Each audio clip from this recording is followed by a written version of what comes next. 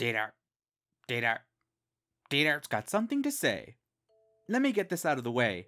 This game is not the standard fare, but it can sure be enjoyable in its own way.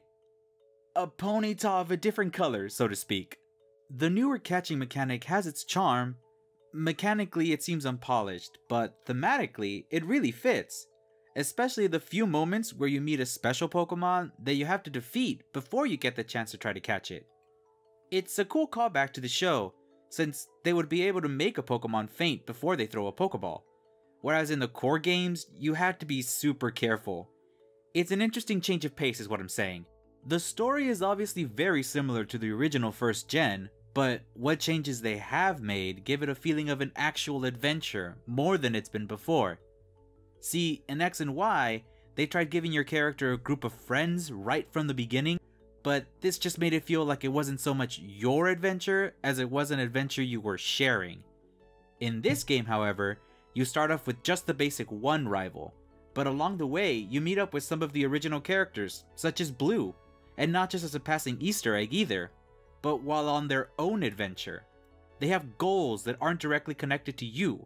They have a character that's more than just being your friend, which has been sorely lacking in recent games.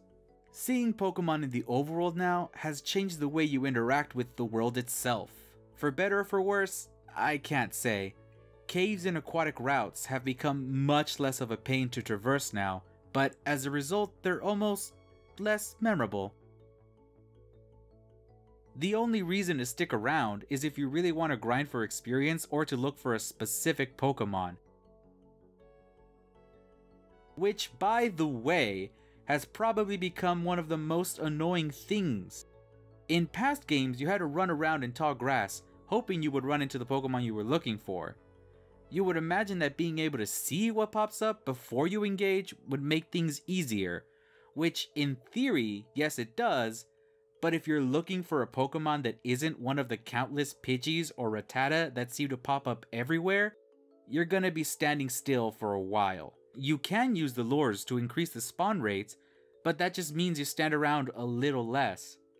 However, one of the great things about seeing the Pokemon in the overworld are those moments where you're delving into a dark cave for the first time, walking in a thin corridor, and suddenly a huge Onix just pops out.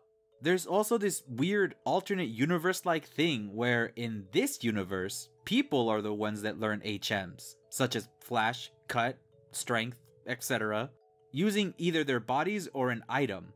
But your starting partner takes that from you, since they want to learn all the moves instead. Selfish. Oh, and my absolute favorite thing, the customizable outfits for this game are actually good. Whenever we've had an option to change your clothes, we've had a bit too much freedom. So much so that you could end up looking like not even a trainer anymore. The two solutions I can see for this were either you put much more designing effort into every individual article of clothing to make it seem like it makes sense in the universe for the character we're playing, or just design one outfit and make color and pattern variants. This game chose the latter. Overall, this game is much simpler.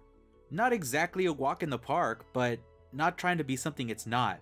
Imagine it as when you choose a difficulty level, this is the I want to enjoy a story option. Hey guys, thanks for watching my video and listening to my rambling opinion. If there's something I missed or something specific you want to talk about, feel free to leave it in the comments. We can have a further discussion down there. Oh, and if you liked this video and possibly want to see more, please subscribe.